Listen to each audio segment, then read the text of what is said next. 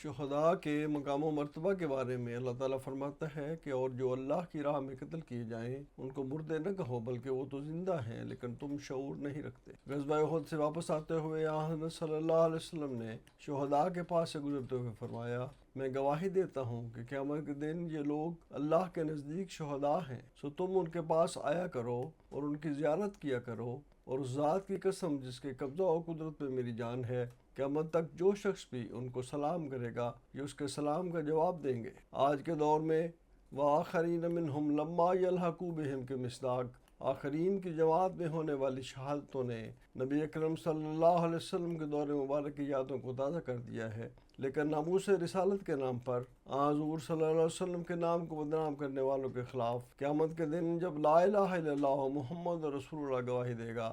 تو وہ کیا جواب دیں گے؟